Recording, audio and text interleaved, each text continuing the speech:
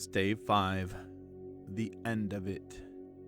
Yes, and the bedpost was his own. The bed was his own. The room was his own. Best and happiest of all, the time before him was his own, to make amends in. I will live in the past, the present, and the future, Scrooge repeated as he scrambled out of bed. The spirits of all three shall strive within me. O Jacob Marley, heaven and the Christmas time be praised for this. I say it on my knees, old Jacob, on my knees. He was so fluttered and so glowing with his good intentions that his broken voice would scarcely answer to his call. He had been sobbing violently in his conflict with the spirit, and his face was wet with tears. "They are not torn down," cried Scrooge, folding one of his bed curtains in his arms. "They are not torn down, rings and all. They are here. I am here. The shadows of the things that would have been may be dispelled. They will be. I know they will." His hands were busy with his garments all this time, turning them inside out, putting them on upside down, tearing them, mislaying them, making them parties to every kind of extravagance. "I don't know what to do," cried Scrooge, laughing and crying in the same breath, and making a perfect Laocoon of himself with his stockings.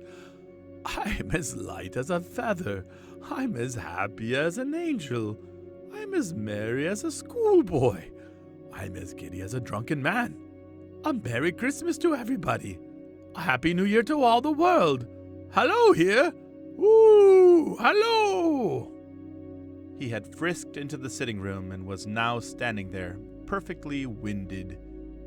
"There's the saucepan that the gruel was in," cried Scrooge, starting off again and going round the fireplace.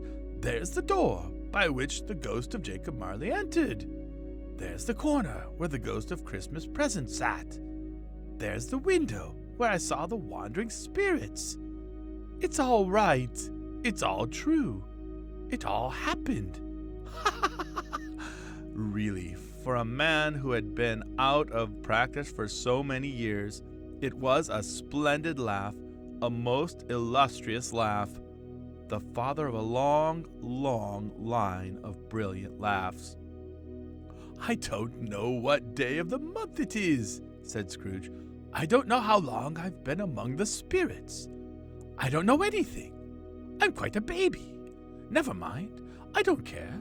I'd rather be a baby. Hello! Ooh! Hello here!"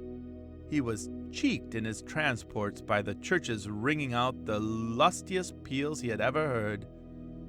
Clash, clang, hammer, ding, dong, bell, bell, ding, dong, hammer, clash, clang. Oh, glorious, glorious! Running to the window, he opened it and put out his head. No fog, no mist. Clear, bright, jovial, stirring cold. Cold, piping for the blood to dance in. Golden sunlight, heavenly sky, sweet, fresh air, merry bells. Oh, glorious, glorious! "What's today?" cried Scrooge, calling downward to a boy in Sunday clothes, who perhaps had loitered in to look about him. "Eh?" returned the boy with all his might of wonder. "What's today, my fine fellow?" said Scrooge. "Today?" replied the boy. "Why, Christmas Day." "It's Christmas Day," said Scrooge to himself. "I haven't missed it. The spirits have done it all in one night. They can do anything they like. Of course they can. Of course they can. Hello, my fine fellow." "Hello," returned the boy. "Do you know the poulterers? In the next street but one? At the corner?" Scrooge inquired. "I should hope I did," replied the lad. "An intelligent boy," said Scrooge. "A remarkable boy. Do you know whether they've sold the prize turkey that was hanging up there? Not the little prize turkey, the big one." "What? The one as big as me?" returned the boy. "What a delightful boy," said Scrooge. "It's a pleasure to talk to him. Yes, my buck." "It's hanging there now," replied the boy. "Is it?" said Scrooge. "Go and buy it." "Walker!" exclaimed the boy. "No, no," said Scrooge. "I am in earnest. Go and buy it, and tell them to bring it here, that I may give them the direction where to take it. Come back with the man, and I'll give you a shilling. Come back with him in less than 5 minutes, and I'll give you half a crown."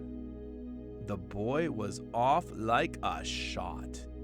He must have had a steady hand at a trigger who could have got a shot off half so fast. "I'll send it to Bob Cratchit's," whispered Scrooge, rubbing his hands and splitting with the laugh. "He shan't know who sends it. It's twice the size of Tiny Tim. Joe Miller never made such a joke as sending it to Bob's will be." The hand in which he wrote the address was not a steady one, but write it he did, somehow, and went downstairs to open the street door, ready for the coming of the poulterer's man. As he stood there, waiting his arrival, the knocker caught his eye. "I shall love it as long as I live," cried Scrooge, patting it with his hand. "I scarcely ever looked at it before. What an honest expression it has in its face. It's a wonderful knocker. Here's the turkey. Hello! Hoo! How are you? Merry Christmas!" It was a turkey. He never could have stood upon his legs, that bird. He would have snapped 'em short off in a minute, like sticks of sealing wax. "Why, it's impossible to carry that to Camden Town," said Scrooge. "You must have a cab." The chuckle with which he said this, and the chuckle with which he paid for the turkey, and the chuckle with which he paid for the cab, and the chuckle with which he recompensed the boy, were only to be exceeded by the chuckle with which he sat down breathless in his chair again and chuckled till he cried. Shaving was not an easy task, for his hand continued to shake very much, and shaving requires attention, even when you don't dance while you're at it.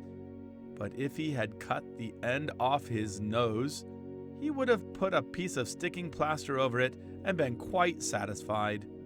He dressed himself all in his best, and at last got out into the streets. The people by this time pouring forth, as he had seen them with the ghost of Christmas present, and walking with his hands behind him, Scrooge regarded everyone with a delighted smile. He looked so irresistibly pleasant, in a word, that 3 or 4 good-humored fellows said, "Good morning, sir. A Merry Christmas to you." And Scrooge said often afterwards that of all the blithe sounds he had ever heard, those were the blithest in his ears. He had not gone far, when coming on towards him he beheld the portly gentleman who had walked into his counting-house the day before and said, "Scrooge and Marley's, I believe." It sent a pang across his heart to think how this old gentleman would look upon him when they met, but he knew what path lay straight before him, and he took it. "My dear sir," said Scrooge, quickening his pace and taking the old gentleman by both his hands, "how do you do? I hope you succeeded yesterday. It was very kind of you. A Merry Christmas to you, sir." "Mr. Scrooge?" "Yes," said Scrooge, "that is my name, and I fear it may not be pleasant to you. Allow me to ask your pardon, and will you have the goodness—" Here Scrooge whispered in his ear. "Lord bless me!" cried the gentleman, as if his breath were taken away. "My dear Mr. Scrooge, Are you serious? If you please, said Scrooge, not a farthing less. A great many back payments are included in it, I assure you. Will you do me that favor? My dear sir, said the other, shaking hands with him, I don't know what to say to such Don't say anything, please, retorted Scrooge. Come and see me. Will you come and see me? I will, cried the old gentleman, and it was clear he meant to do it. Thank ye, said Scrooge. I am much obliged to you. I thank you 50 times. Bless you.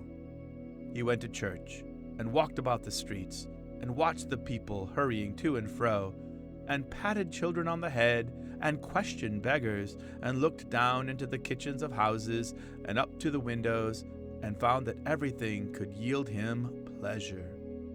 He had never dreamed that any walk, that anything, could give him so much happiness. In the afternoon, he turned his steps towards his nephew's house. He passed the door a dozen times before he had the courage to go up and knock. But he made a dash and did it. Is your master at home, my dear? Said Scrooge to the girl. Nice girl, very. Yes, sir. Where is he, my love? Said Scrooge. He's in the dining room, sir, along with mistress. I'll show you upstairs, if you please. Thank ye. He knows me, said Scrooge, with his hand already on the dining room lock. I'll go in here, my dear. He turned it gently and sidled his face in, round the door. They were looking at the table, which was spread out in great array, for these young housekeepers are always nervous on such points, and like to see that everything is right. Fred, said Scrooge. Dear heart alive, how his niece by marriage started. Scrooge had forgotten, for the moment, about her sitting in the corner with a footstool, or he wouldn't have done it on any account. Why, bless my soul, cried Fred. Who's that? It's I, your Uncle Scrooge. I've come to dinner. Will you let me in, Fred? Let him in? It's a mercy he didn't shake his arm off. He was at home in 5 minutes. Nothing could be heartier. His niece looked just the same. So did Topper when he came. So did the plump sister when she came. So did everyone when they came. Wonderful party. Wonderful games. Wonderful unanimity. Wonderful happiness. But he was early at the office next morning.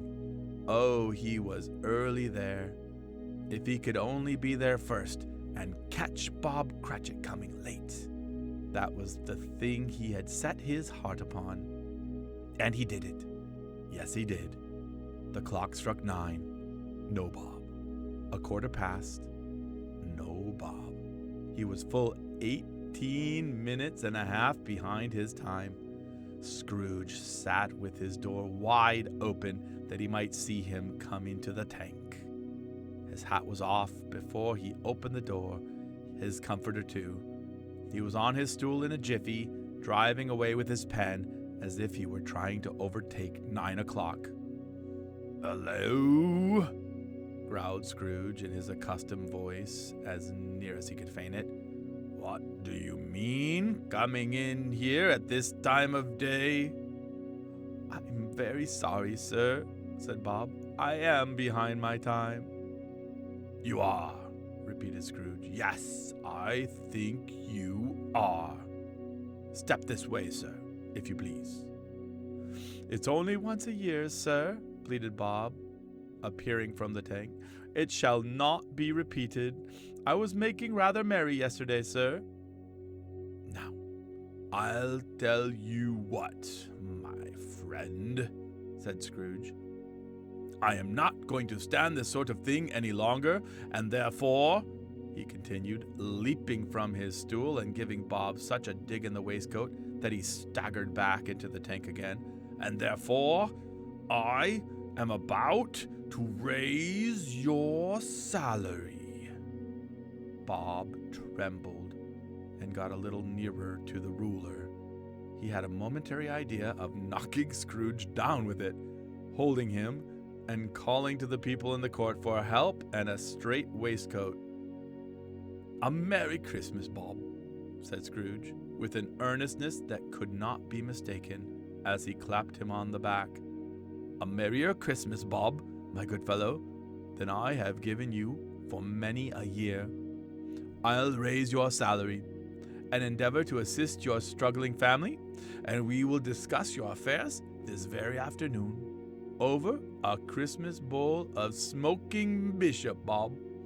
Make up the fires and buy another coal scuttle before you dot another I, Bob Cratchit." Scrooge was better than his word. He did it all, and infinitely more. And to Tiny Tim, who did not die, he was a second father. He became as good a friend, as good a master, and as good a man as the good old city knew, or any other good old city, town, or borough in the good old world.